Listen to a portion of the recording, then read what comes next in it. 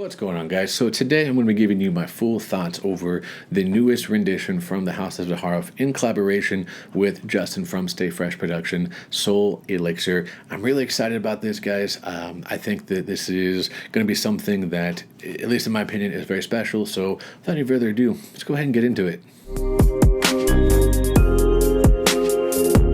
Really excited for this one. So like I said, this is Brass and Soul from Mr. Justin Copeland. Really excited for this one. Hey, what's going on, fragrance family? This is Tyler Simply Fragrances, and today I'm bringing you my full review over the new Zed Creator 2.0 fragrance in collaboration with Justin Copeland, Second Soul. So if you want to see what my thoughts on this fragrance are, be doing part 2. This is going to be Seamless Soul. This is Justin and Grace's fragrance in collaboration with Zaharoff. Super excited about this, guys. Always excited whenever Justin produces a fragrance with him. So as you saw from the previous reviews, this has been something that has been a long time coming, and I'm kind of excited about it because I have all the other iterations, and this is the 4th in the line. And to me, at the recording of this video at least, there is no plans for any future collaborations with this particular line in the Zaharoff line with Justin. So to me, this is a perfect cap to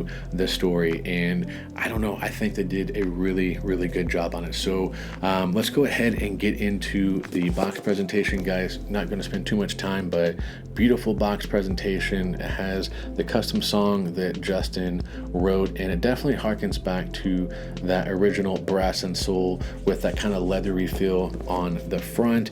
And then when you get the bottle, kind of same story there, only this has that metal placard that Zaharoff has been using quite a bit, and I really enjoyed that. And you got the beautiful juice color, almost kind of pomegranate color, not maybe quite as deep as pomegranate juice, but very similar. And then the nice kind of maroon cap on there. And then the notes, guys, it is going to be a 30% oil concentration, so parfum to extrait. In the top, guys, you're gonna get bergamot, mandarin, juniper berry, gin accord, rum, cardamom. In the heart, you're going to get jasmine, munget, I believe is how you pronounce that, geranium, bourbon, calorie, sage, tobacco, and cypress. And then in the bottom, or the base notes, you get patchouli, suede, moss, cedarwood, vetiver, labdanum, myrrh, vanilla, Bushman candle. So that is the notes, guys. What do I think of this fragrance? I think this fragrance is a perfect culmination of the whole Brass and Soul, Second Soul, Seamless Soul wrapped up, and I think they did a fantastic job with this. So in the opening, let's go ahead and give a little spritz here so you can see the distribution.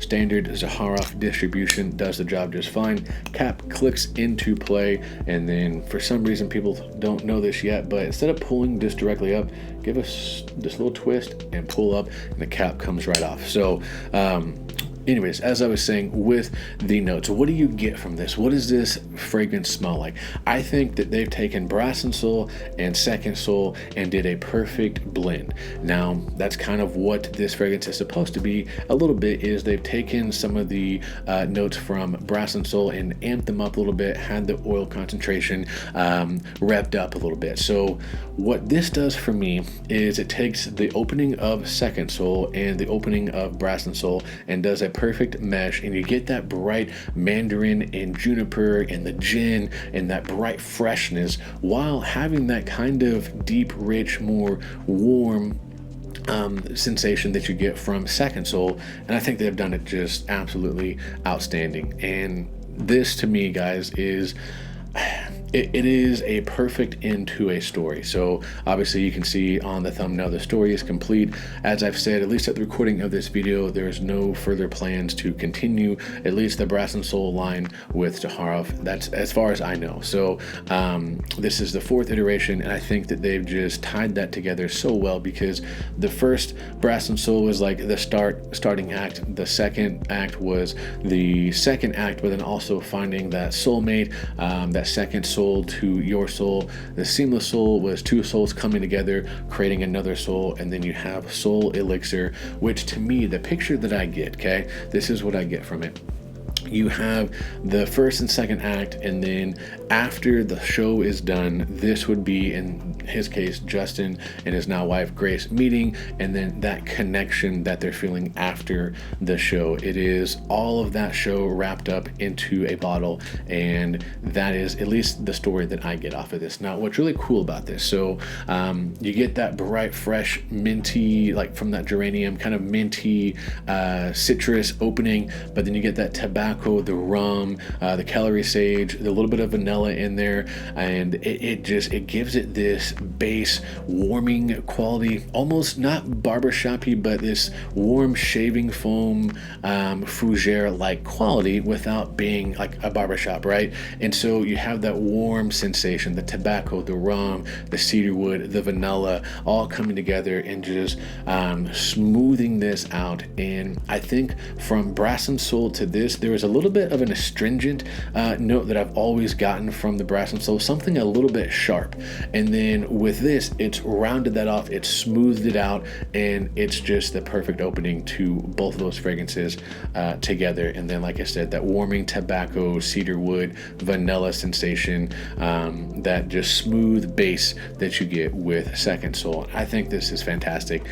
They really did an outstanding job with this. Now, what's cool about this is I went to New York here last month and spent 4 days there, and whenever I first sprayed this, for some reason my mind automatically went back to New York. And as I thought about it, it really did kind of remind me of the hustle and bustle of New York, but that environment there. If you've ever been to New York, you'll know what I'm talking about. In the spring, early spring, it's kind of chilly in the morning, and so you get that bright, chilly crispness that you would get from the citruses, and especially that gin accord with that geranium, kind of give it that cooling vibe. And so in the morning it would be kind of brisk and chilly, but then as the day went on, the sun came out, it warmed up, and you get more of those warming sensations that you get from Second Soul. And then by the night, you have a perfect culmination of both. The wind starts to get a little bit more brisk, but then the sidewalks and the buildings and the environment has been heated up from the sun, and it kind of like has like a greenhouse effect, if you will.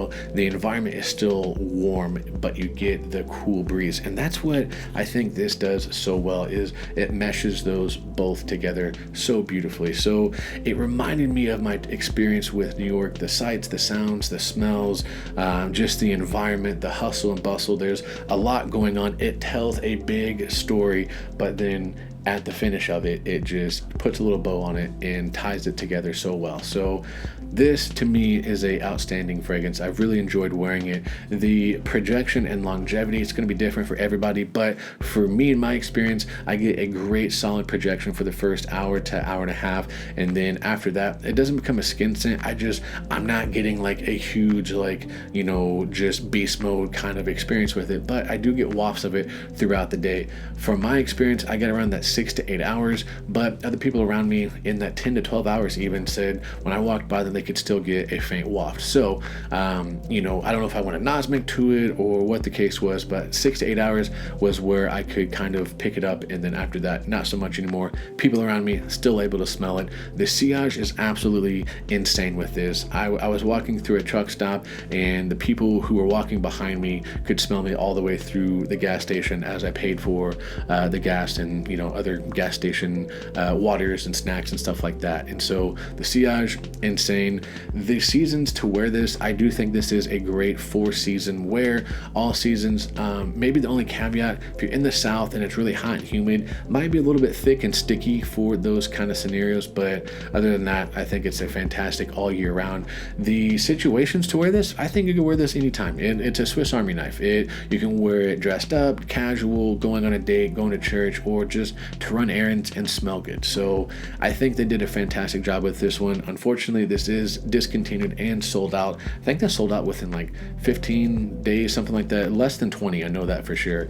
And it's gone. So if you didn't get it, man, I apologize. So, I mean, do your best, do your research, and maybe you can find at least a sample of it somewhere, because I do think that this is something you need to get your nose on. But guys, that's going to do it for this video. Be sure and let me know what you think of the video, what you think of the fragrance, if you have it, what's your experience with it, and yeah, let me know down in the comments. I'm going to catch you in the next video. I'm going to catch you down in the comment section. And remember, if you love it, wear it.